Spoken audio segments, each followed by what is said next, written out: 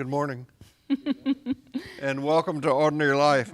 Ordinary Life is an educational offering by St. Paul's United Methodist Church, and during this time of the staying at home, staying in place, we're doing this virtually and 6 feet apart.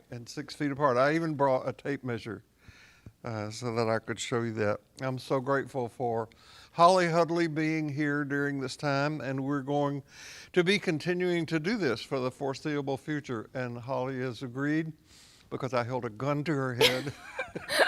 It wasn't coronavirus that was going to get me. It was Bill.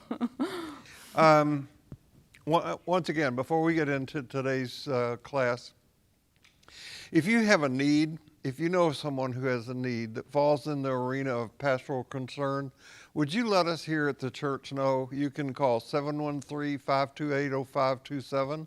You get a voicemail, but I promise you they are listened to and responded to. Or you can contact us through the St. Paul's website. You can contact us through the Ordinary Life website. And just let us know. We want to know that you're well. And if you know of somebody who is ill or who has a need, please let us know. It's hard to keep up with people during this time. I hope your spiritual practice, you do have one, right? A daily spiritual practice is going well and sustaining you. Maybe right now it's just getting out of pajamas. You can have a spiritual practice in your pajamas. True. So I want to thank, as usual, those who are behind the scene, Olivia Watson and William Budge, Tim Leatherwood, and John Watson for making this happen. If you're prompted to donate money to Ordinary Life, there is a way on the Ordinary Life website for you to do that. The instructions are pretty simple, right? Yep. You go to the donate button, it takes you to a page, you specify Ordinary Life in the memo, and you're done. And just put for Bill's Jet. For Bill's Jet. Yes. Right. Yeah. Oh, I'd like to buy the wing, but please specify which one, the right, the left. Yeah. So no matter who you are, no matter where you are on your spiritual journey, you are welcome here. We did not meet last week because it was Easter, so I want to give you kind of a summary of where we are in this series. Given the fact that we're going to be doing this for a little while longer, and the fact that Holly has agreed to teach with me, we in collaboration have decided that what we want to do is give a general theme to the talks that we will be doing with each other in the weeks ahead.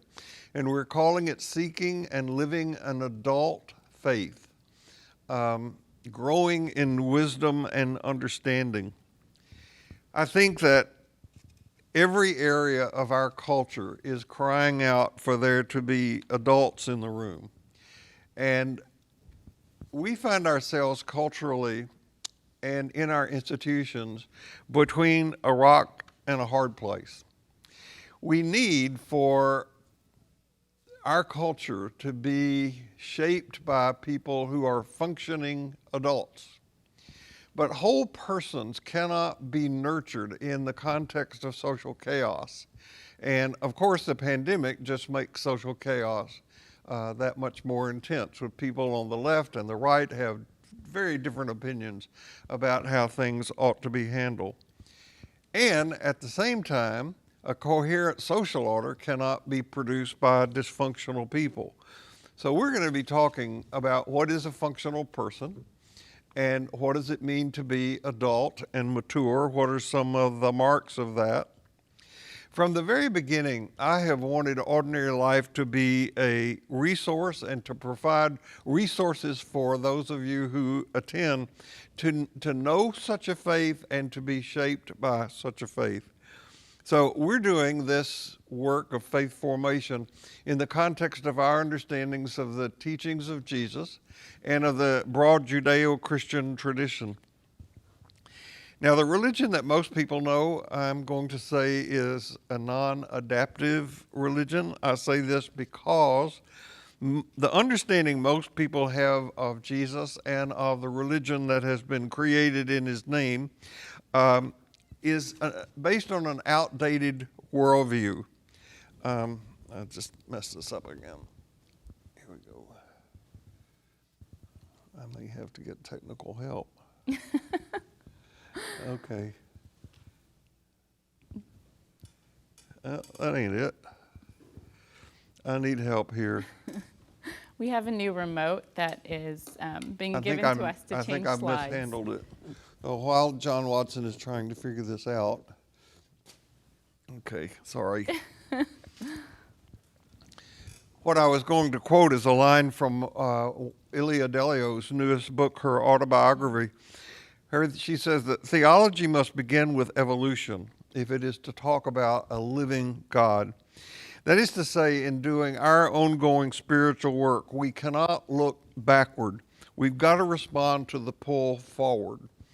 And to compound matters, thank you, John, people are also limited by having an outdated understanding of psychology. So we have an outdated understanding of religion. Most religion is based on a pre-Copernican worldview, and we have an outdated understanding of psychology. And when you put those two things together, you have the makings for a psychosocial disaster. Now, what I'm about to say is a caricature, and I know that, but it's not off the mark. It has been assumed, because it has been culturally taught for so long, that people mature sometime in their mid-20s. And if a person has been brought up in a Christian religion, they're handed a creed to believe, they're given a ritual to practice, and they're told that they are saved as a result of these things. So they remain fixed there for the rest of their lives.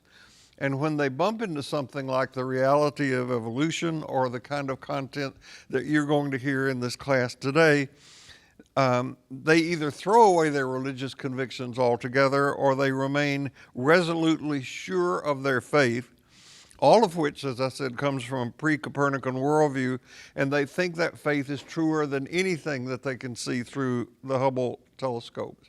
So truth can knock loudly at our doors, wanting to be admitted, and we can refuse it. So we live in a very chaotic time. This is true even before this pandemic. We're watching institutions that we thought would never fail us be stretched to their breaking point. There's a growing sense of fear and insecurity and anger in our culture on both sides of the political divide.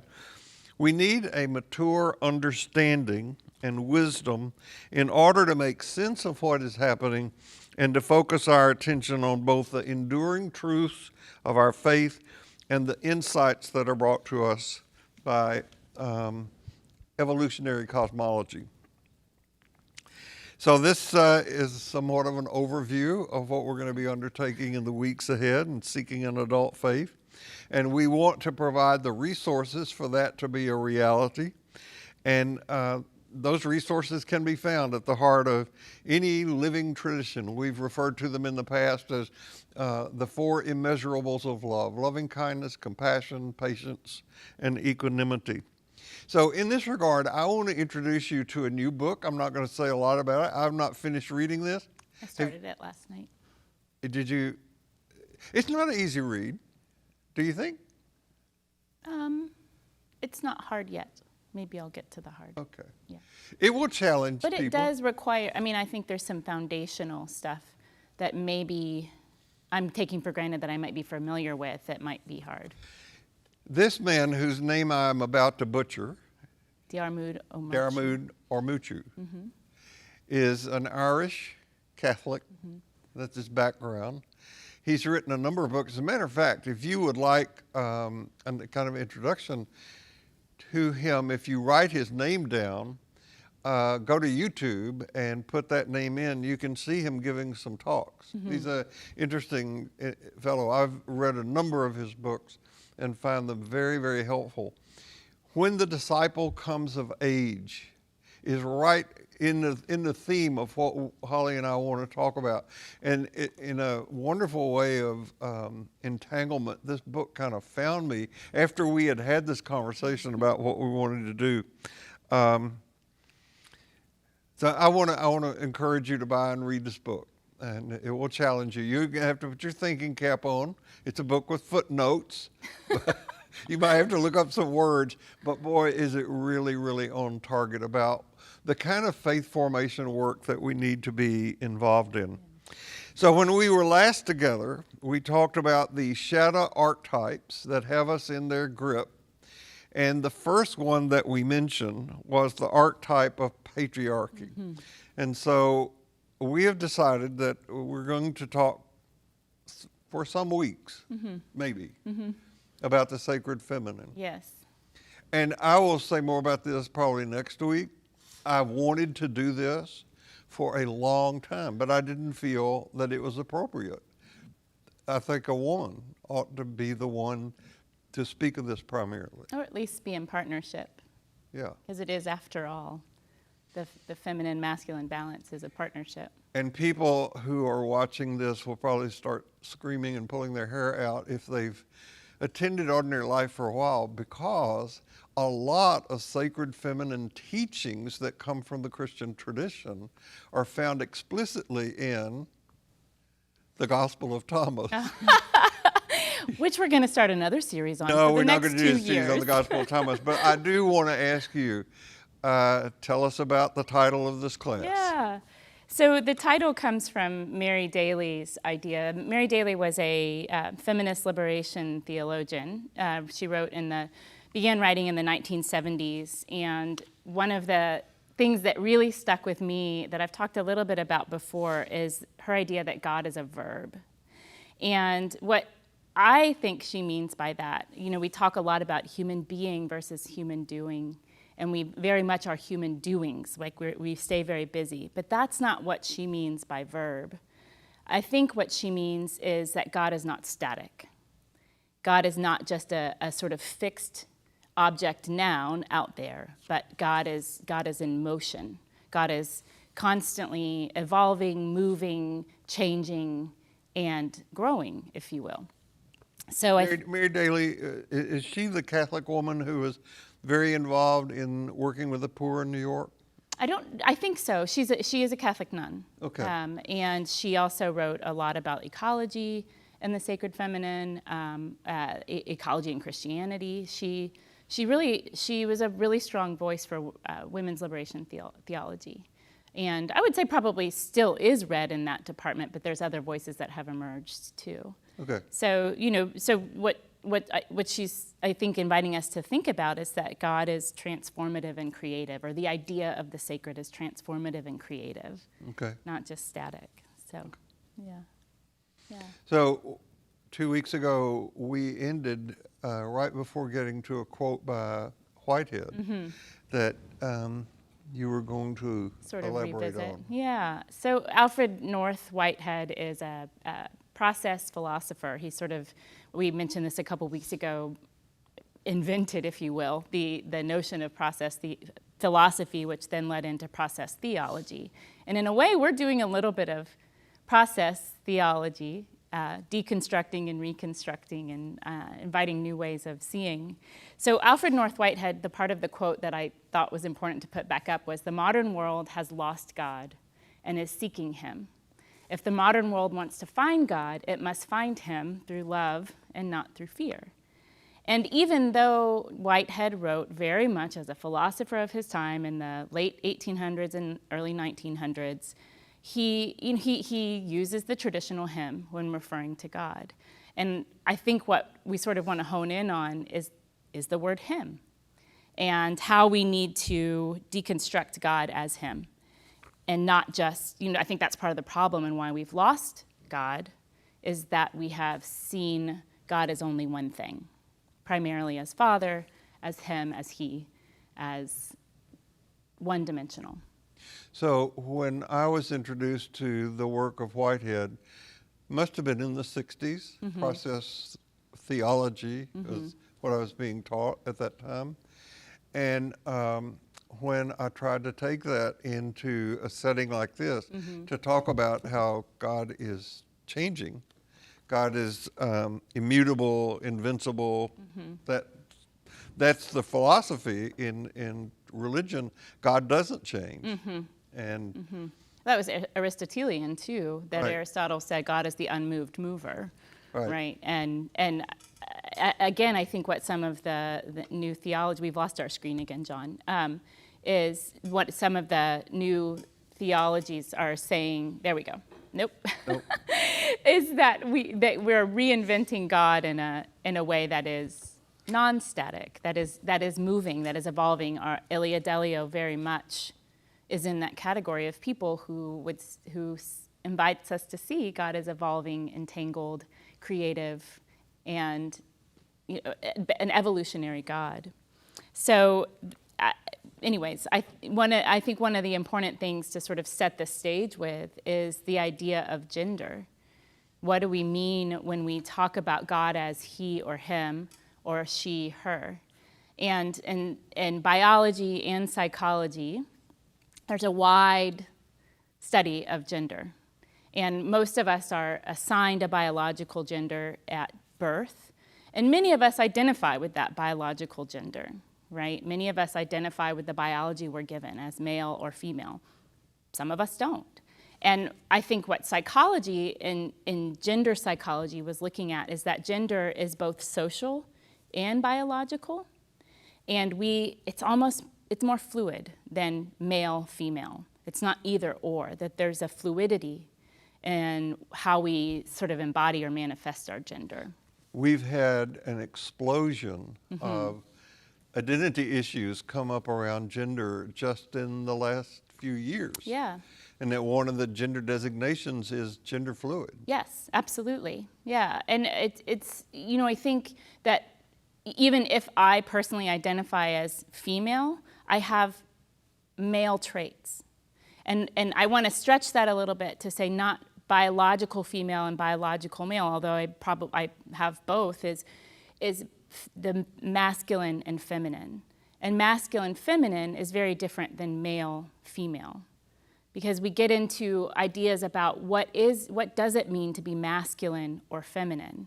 I have traits of both, you have traits of both. So give me some traits of what masculine might look like, besides the specimen sitting right in front of me.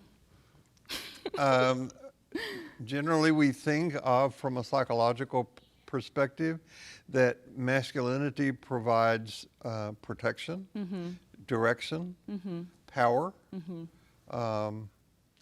When I have been focused in my work on teaching about male psychology, I have said that it's very important for men to know the difference between power and strength. Yes. Because men in our culture are taught to be strong, Yes. and they identify that with being like a bully. Right. To just power through. Yeah. And real strength is not like that at all. Right. Another thing is it's very difficult for some men to feel comfortable loving other men. Yes. Because it gets all that homophobic stuff Yep. stirred up. Yep. And it's a really important thing to know how to love and not be constrained by cultural definitions about that. Right. That's one of the reasons that I highly recommend the documentary, The Mask You Live In. Yes. Oh, it's great. Yeah. And if somebody wants to watch that, I really encourage that they watch it all the way through to the end statistics. Yeah. Because the statistics of what happened to boys in this culture, they're not good. Yeah. You have, I think this is true. By the time an adult gets into their 40s, a man is 4 times more likely to commit suicide than a woman.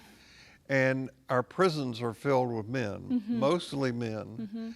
Mostly black and brown men. Mostly who black. subjugated an entire population. Right. So those are some of the traits that I Yeah. think. And so we think about masculinity, and there was a space of overlap there. You use the word protective. Femininity is also very protective. You've seen a mother, right? This sort of, when I think of the balance of both, I think of the words soft and strong. And, there are moments when in mothering, for example, I must be strong. I must be fierce. There are moments also when I must be soft and must be caregiving, compassionate, and more pulling in. And I think what I'm sort of exploring here with you is this idea that we both have both, and we both need to call on both. I taught high school and middle school for a long time, and one of the classes I taught was AP psychology. And one of the things we get into is gender psychology and how gender is formed, how gender is, how gender sort of comes about. And we start looking at all these theories of development. We look at Erik Erikson, who was a developmental theorist. First one I learned. Yeah. We look at Jean Piaget, who was a developmental theorist. We look at Kohlberg, who was a moral theorist, right?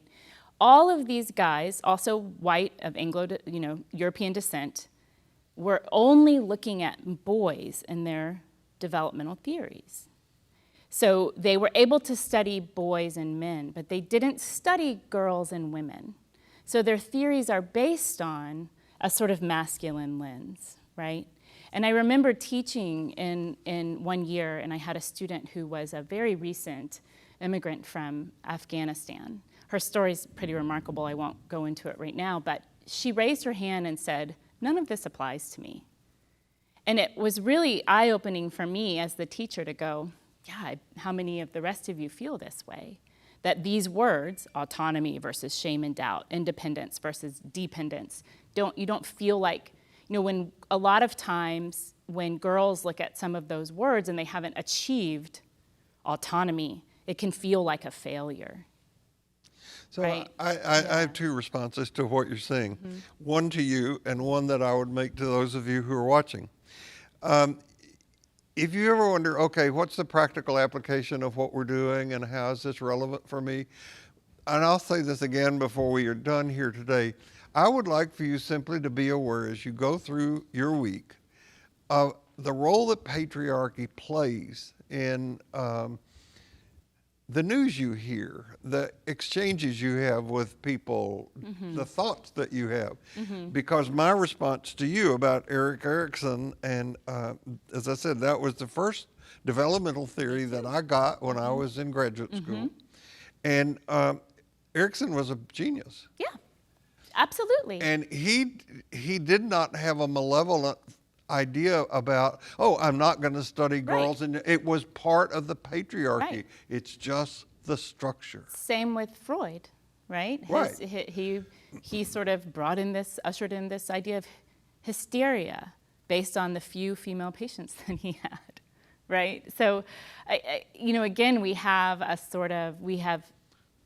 chopped off this part of God that is also she, her, in the same way that we've sort of lopped it off in our society, right? Most of our structures are formed through a masculine lens.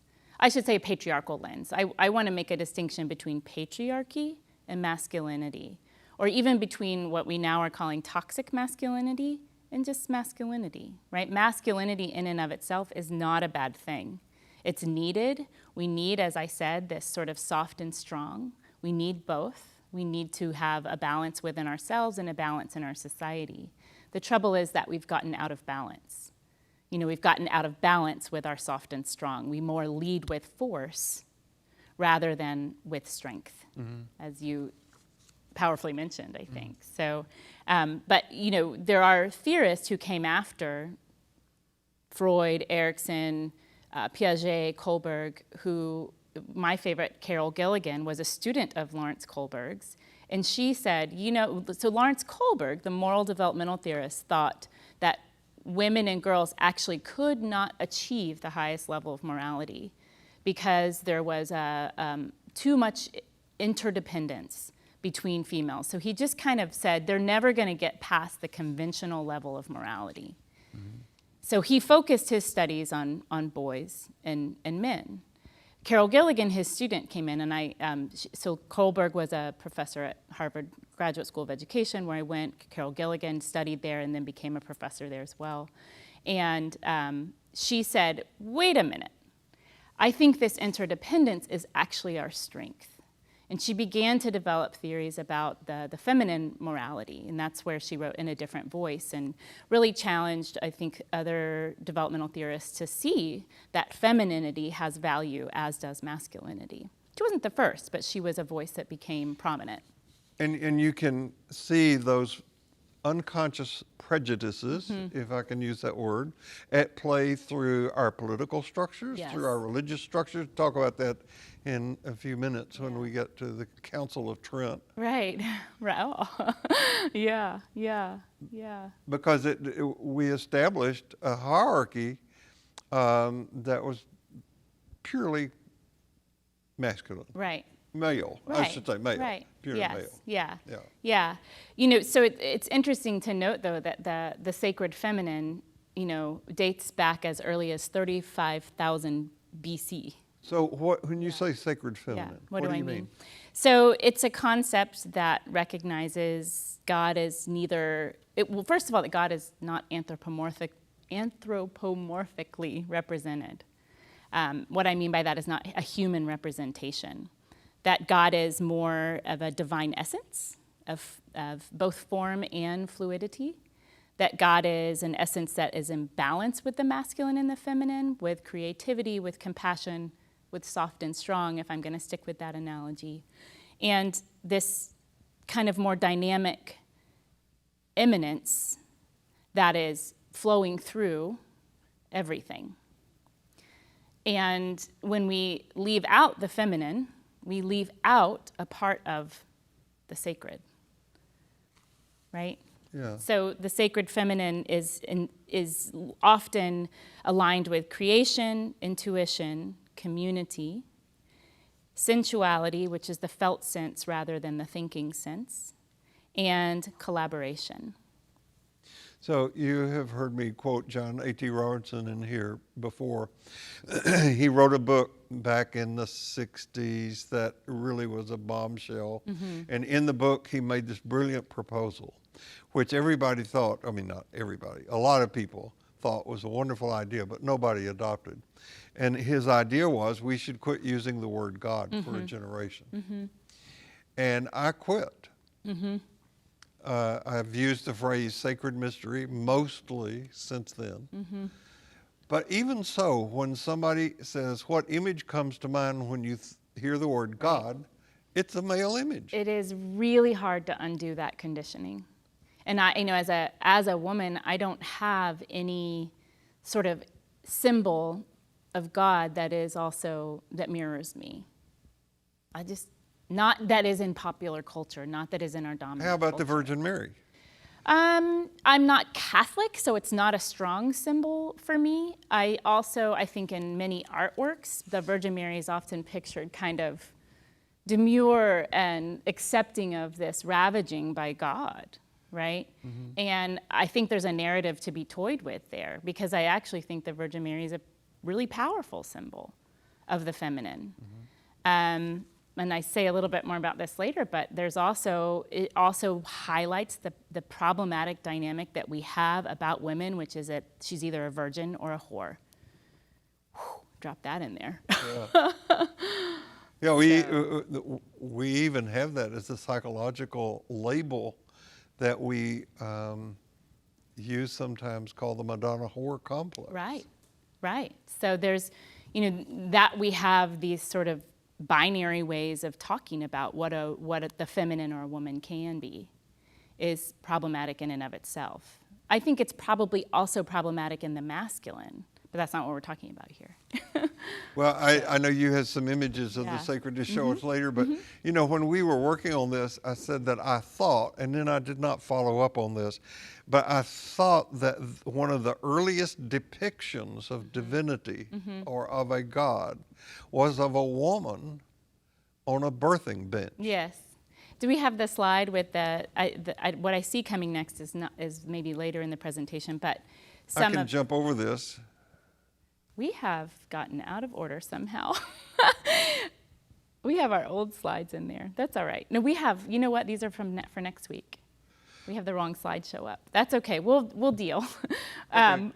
We have all kinds of technological difficulties. I'm going to learn how to use the remote between now and next. We have the wrong slideshow up, Bill, but that's okay. We can either close it and get it back up, or we can just let it go. But what I was going to show was an image of the many, many, many depictions of the goddess the birthing goddess over since 35,000 BC, which are the earliest ones found. And they're little stone. It's for next week. Okay. Yeah. John, do you want to try to get us back to the one? They're both there, but let's just we forget just it. may have to forget it. Just forget it. Sorry, guys. Use your imaginations, but you can also look up the Venus sculptures, right? So these are 35,000 BC sculptures that are representative across the globe, across archaeological dig sites around the planet. Are these sculptures found of the feminine? And also often voluptuous. Some literally have, the image of a child coming through the legs. Mm-hmm. And so these very motherly, very earthy, very grounded images of the feminine. These are ancient. And it's so interesting to me, so often when we refer to the sacred feminine, we call it archaic or primitive. These are primitive cultures who had goddess worship. And so we automatically are kind of making it diminutive, right? It's primitive, it's less than. Mm-hmm. That's the association with the word primitive. It's not as evolved. But what happened over time was that, we had a dominator paradigm. And the dominator paradigm really was bent on war, on separation, on domination, rather than on collaboration and union.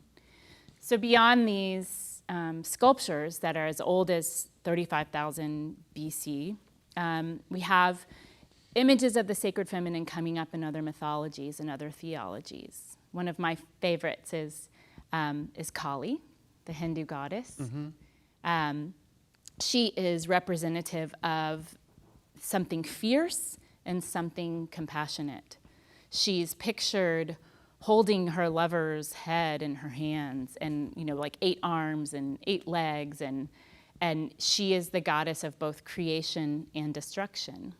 So she's creativity and she's also destructive. The two forces can't exist without each other. So in other words, Kali is like a whole being. Right? Mm-hmm. In Plato's Symposium, which is a text dedicated entirely to understanding eros, love. What is love? One of the funniest ones is Aristophanes, who comes up with the idea that the definition of love were these spherical beings who had 4 arms and 4 legs, 2 heads, and they were sort of attached at the centers, and they had both sets of anatomy, male and female. In other words, they were balanced. But Zeus, the god of all gods, said, these beings are way too powerful, and they just might become more powerful than the gods if we allow them to keep evolving. So let's cut them in half, make them separate, so that what they do is spend their life looking for one another. In other words, we're looking for our balance. We're looking for that balance of the masculine feminine in our pursuit of love. I've said this before in here as well. I want to be careful. That's not a story about heterosexuality. That's a story about the balance of the interior person being both masculine and feminine. And we've gotten out of balance. How'd that happen? Oh, Constantine, maybe?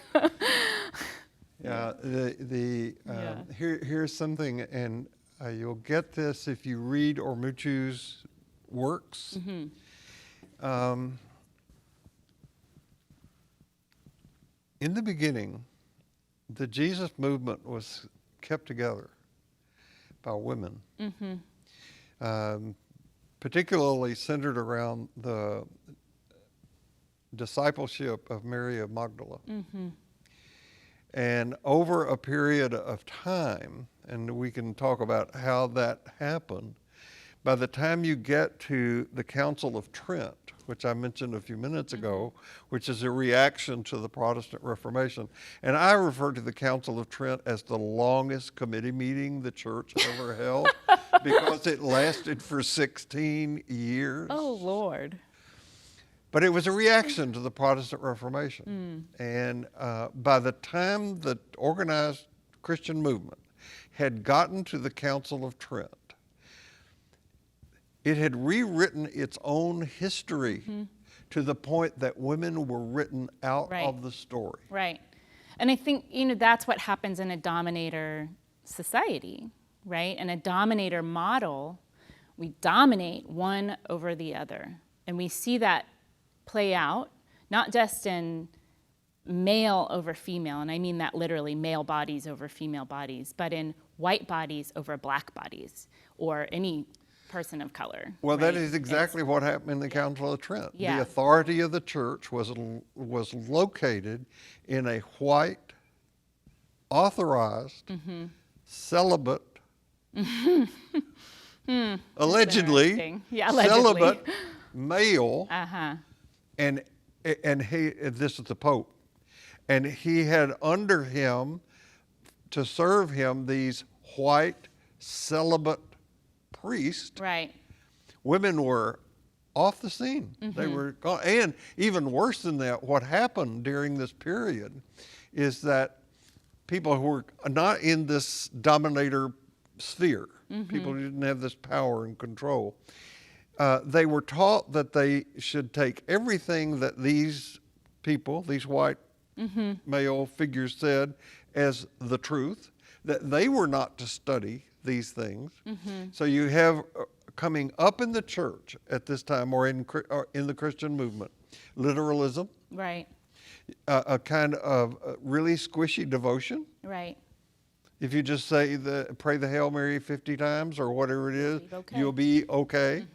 And you didn't need to know scholarship, or just take the word of the church as being the truth. Right. And those things happened in about a 15 or 20 year period of time. Right. So things were deconstructed and never put back together. They were again. never put back together.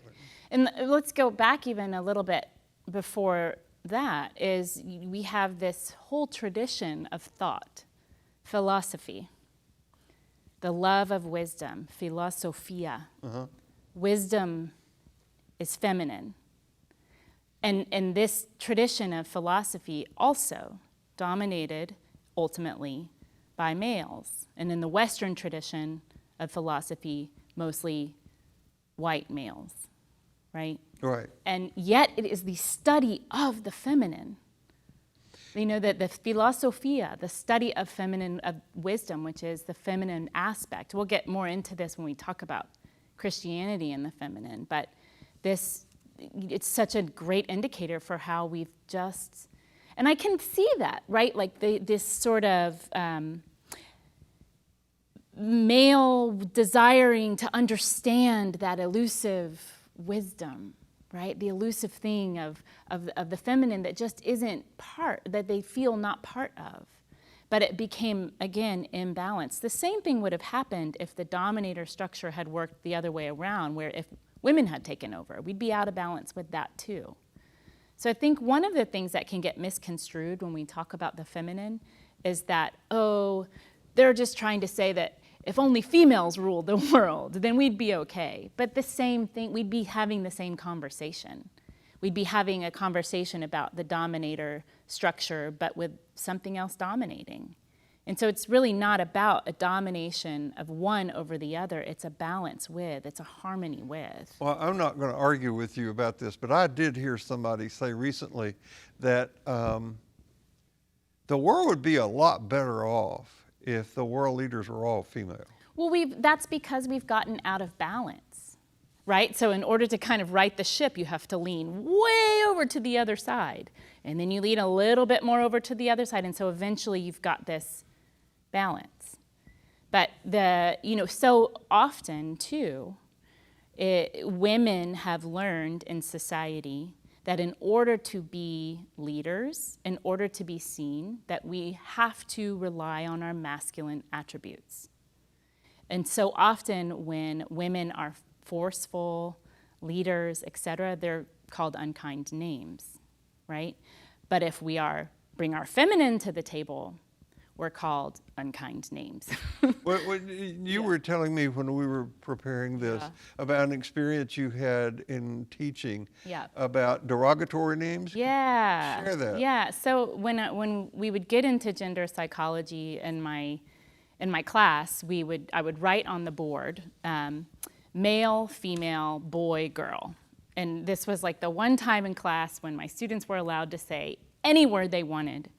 And I said, I want you guys to tell me when you think of a male who is not acting like a male, what are the words that you come up with?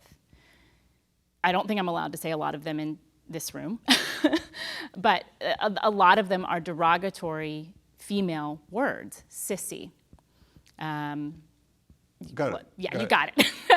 And then what do you think of when you think of a female that's not acting like a female? Also derogatory female words. A bitch. Right. So across the board, both males and females, when not acting according to their gender stereotype, are negative female words.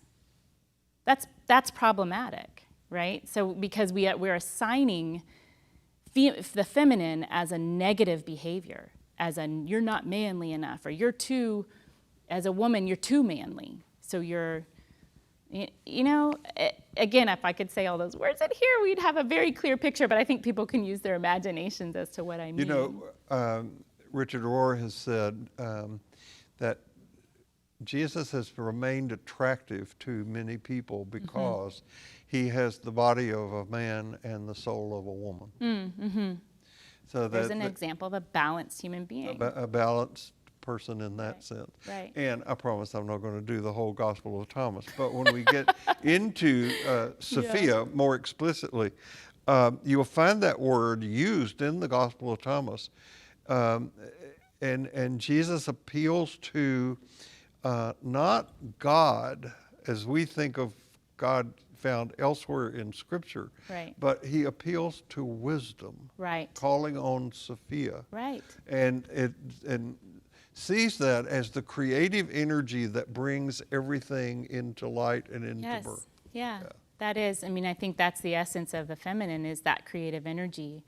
I want to go a little bit back to Socrates and Plato, right? So much of our Western tradition has come out of the Socratic method and Plato's philosophy. Plato was a student of Socrates. Again, in Plato's Symposium, when asked what is love, who of course comes up with the best answer is Socrates. But Socrates' answer was directly from a female oracle, Diotima.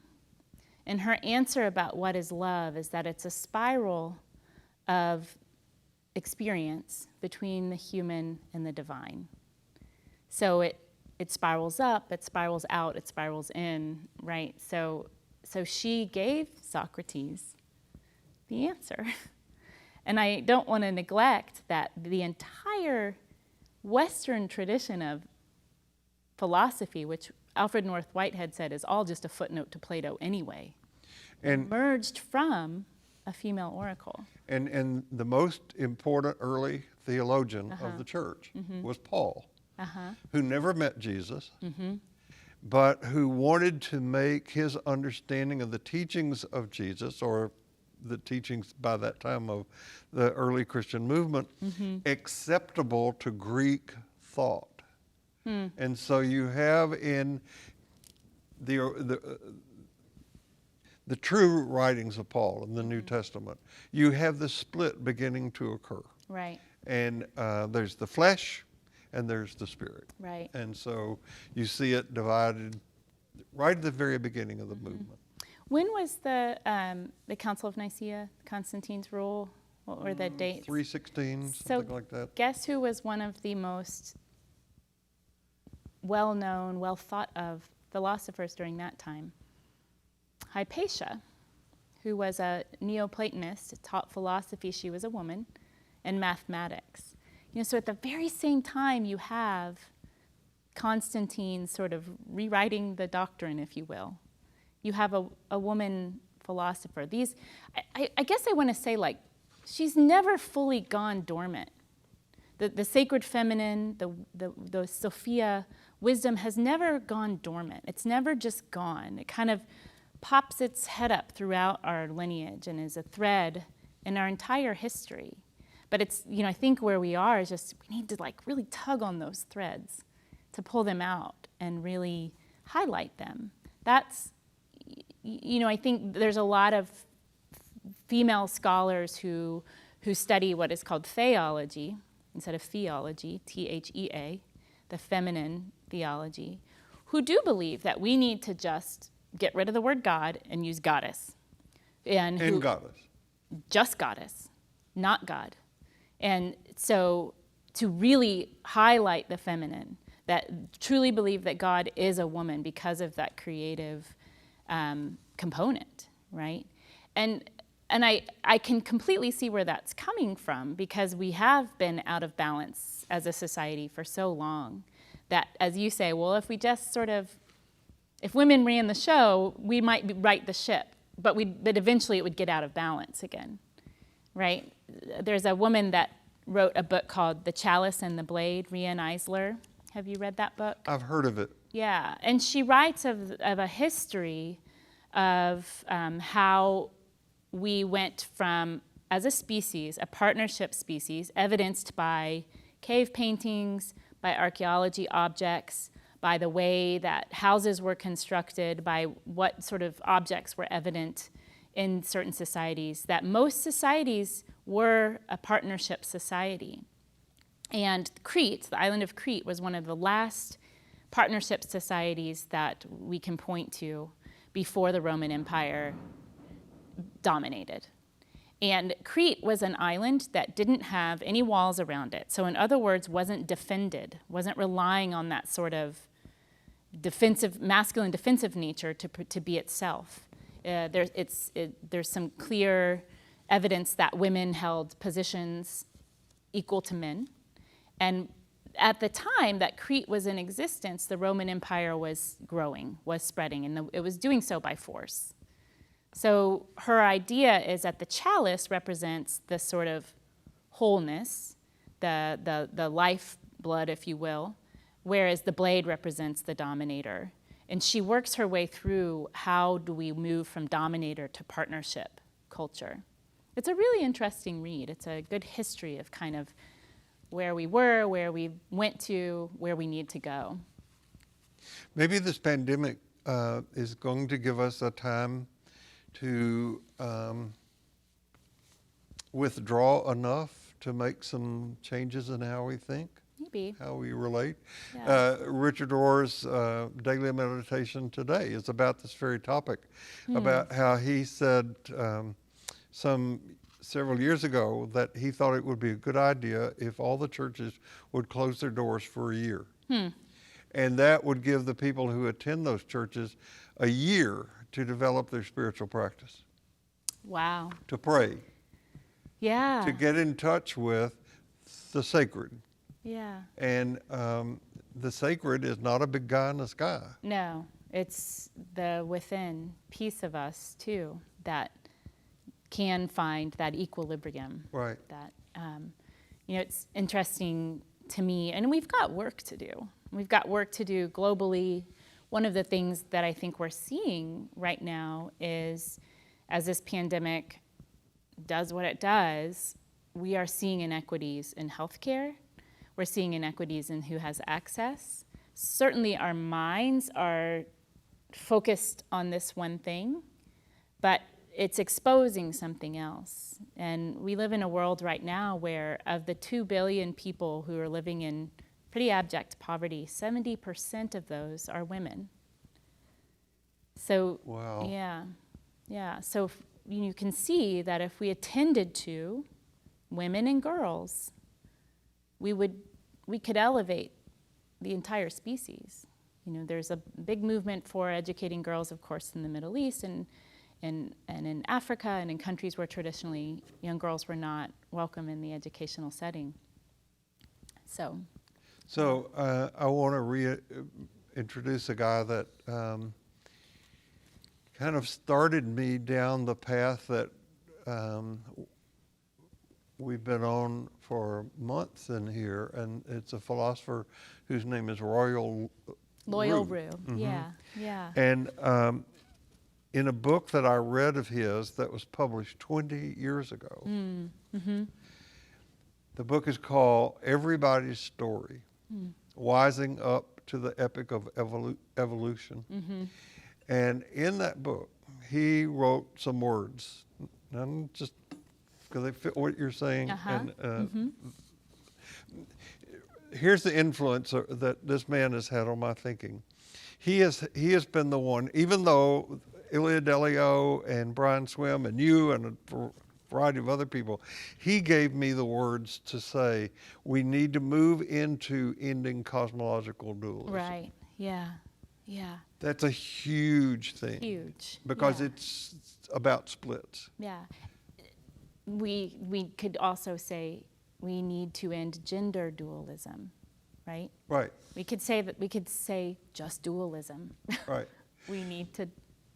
And coupled with that is an end to the need to have an end to an emphasis on individual salvation. Right.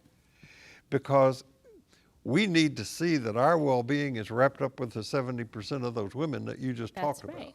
Yeah. And if the focus is just on me, and especially what happens after I die, we're not going to tend to the issues that are here that we really need to be paying attention to. So listen to what he writes 20 years ago. The extent of our folly is already a familiar theme. Human beings are living on the brink of a self-induced disaster. We have created a world in which the natural and social systems giving us life are being stressed to the point of collapse. We know the problems by heart: global warming, ozone depletion, the extinction of species, soil erosion, toxic waste, air and water pollution, mineral and fossil fuel depletion, poverty, crime, injustice, terrorism, exploitation, and the list goes on and on. And what he ends up saying is, we don't have one of these as a problem. They're all issues because they're all connected to each other. And when we're seeing kind of through a myopic lens, we don't see that interconnectedness. To go back to what Carol Gilligan wrote about, was that the feminine interconnectedness is exactly the strength of it. So it's a both and. It's the feminine that connects. Yes. Yeah. And maybe the masculine that protects. And so we need both and. We need that sort of container to be within, to be able to connect within. So a practical application or implication of what we're talking about right now is that without understanding God, she is a verb, we're going to be outside the field of connectivity. Is that the way you would put it? That we are outside the field of connectivity. Can you say more about that? Well, we're in an energy field that doesn't connect us. Okay, not you and me. I thought you were saying that by stepping outside into that, we are outside of connectivity. You're saying as a sort of species, if you will. Yes. Right. Yeah. We don't see how our well-being is tied up with everything else that goes on the planet. Yes, right. And I think in some ways we have to leave that field in order to create a new field.